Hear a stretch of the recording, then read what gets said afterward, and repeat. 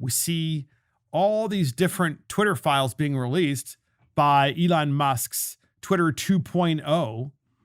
And ladies and gentlemen, the latest is this new syndrome called EDS. Do you have EDS?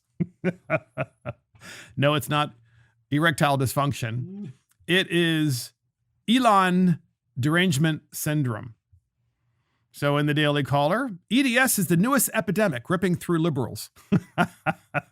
Liberal journalists and politicians are suffering from intense Elon derangement syndrome, otherwise known as EDS, as Elon Musk becomes their top adversary.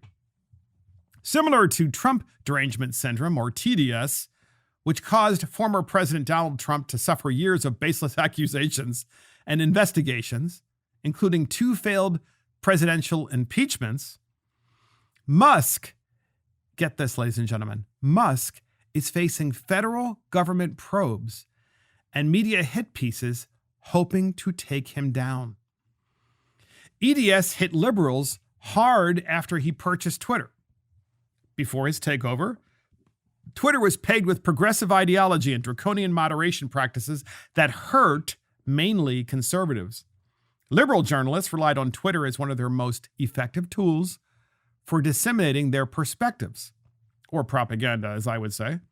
Their machine was now in the hands of Musk, who openly mocks the liberal agenda and has called for defeating the woke mind virus. So Elon Musk, for example, on December 12th, tweeted out, "The woke mind virus is either defeated or nothing else matters." When company ownership was transferred to Musk, the calls for federal investigations began. With Musk, imagine that. All you did was buy a company. And then suddenly there are calls, "We must investigate the guy buying the company." With Musk's detractors citing an accusation familiar to conservatives, foreign influence. Democrat Connecticut Senator Chris Murphy, one of the dumbest members of the Senate, by the way, published an open letter on October 31st to the U.S. Treasury Department calling for an examination into the billionaire's connection to Saudi Prince Al-Walid bin Talal. Murphy urged the Committee on Foreign Investment in the United States, CFIUS, to explore a potential national security concern arising from the Saudi prince's committing $1.89 billion to help finance Musk's $44 billion Twitter deal. CFIUS must also review non-controlling investments in certain sensitive U.S. businesses as well, including companies that develop critical technologies and businesses that possess sensitive personal data on U.S. citizens, demanded Murphy. The purpose of these reviews is clear: to protect the national security interests of the United States and the American citizens. So that's a United States senator saying that Elon Musk is a dangerous man to own Twitter because he has investors who are not the majority investors, not even close. You know, they own a really small piece of it. Clearly, Elon Musk is the driving force and the majority owner, and the guy who's technically running the company, even though he's going to put new people in charge, Elon will still be in charge. We all know that.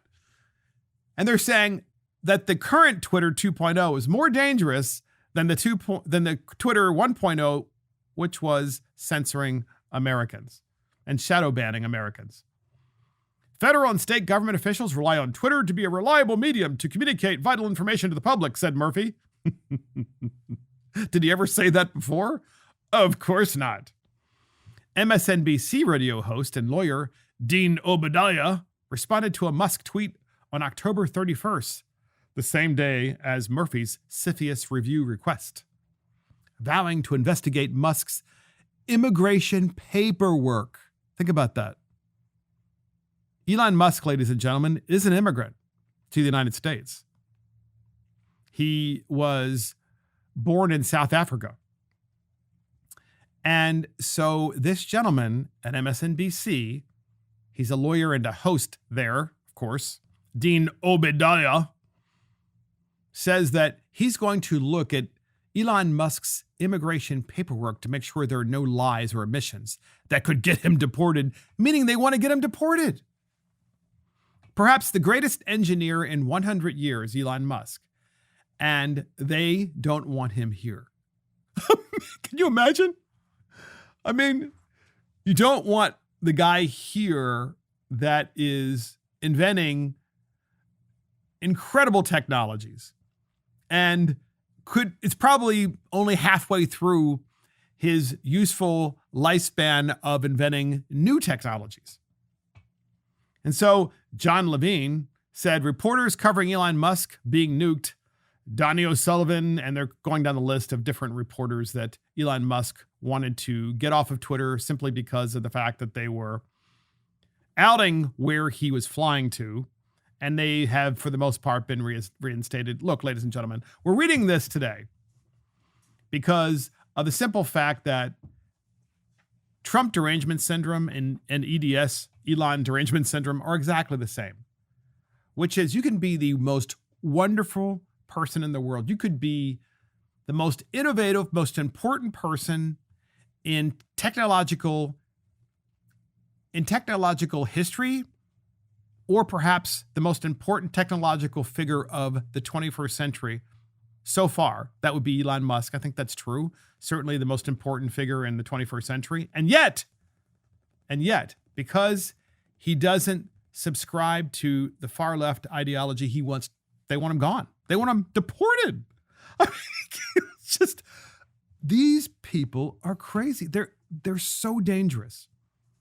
And you have to say to yourself, thank God there are people who are this powerful, like Elon Musk, powerful because of the money that they have, as well as their intellect, to be able to argue against these crooked left-wing liberals, because it's Elon against the entire left-wing establishment at this particular point in time. So meantime, Twitter users vote for Elon Musk to step down as CEO. So Elon did an online poll at Twitter asking everyone, should I step down as Twitter CEO or not? And apparently 57.5% of the voters said, yeah, Elon, we want you to step down.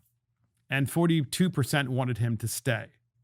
So Elon's like, okay, fine, I'll step down, And obviously what he's going to do is he's going to put a management team in place that implements his wishes, as he should, because he owns Twitter. And part of those wishes is he wants them to make money, and he also wants it to be a platform that is open and free and respects the First Amendment.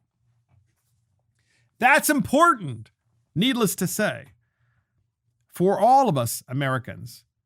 And no sooner did that happen, and I almost thought it wasn't real, by the way. When you saw this being put up on Twitter, wasn't your first reaction, Chris, like, is he really doing this? Is he really asking us to vote for him to stay or to go? Yeah, and it's like, I kind of thought he was trolling people. But I didn't think it was real, but it is, apparently.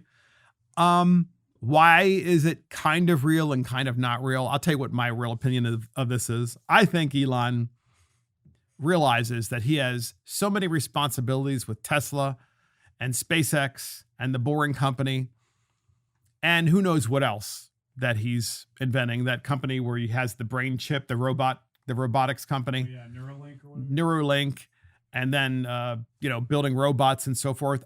I think that he realizes he doesn't want the investors in these other companies to think that he is somehow not spending sufficient time on those companies. Makes perfect sense.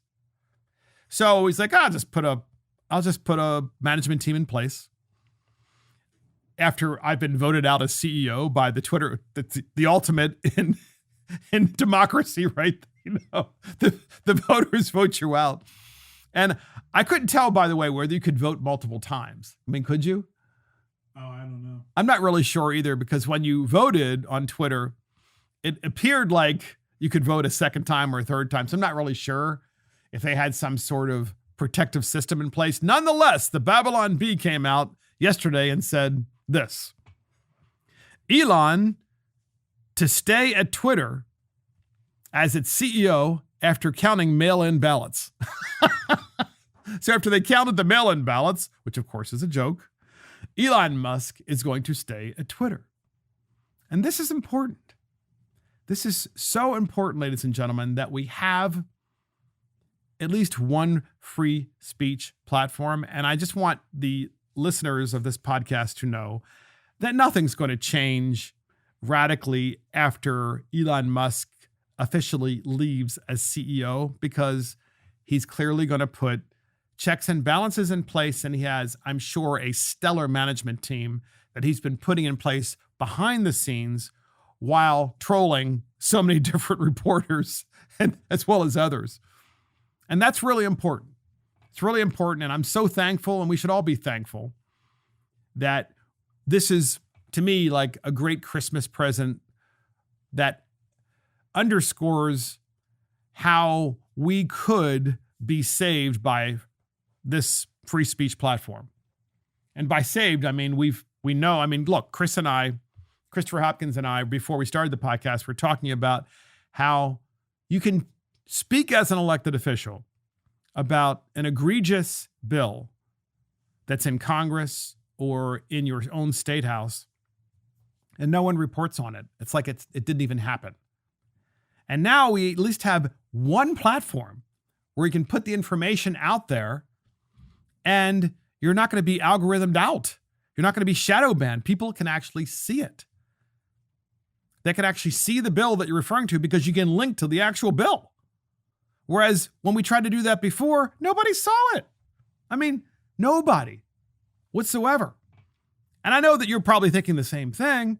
And obviously we have a long way to go. We need a lot more.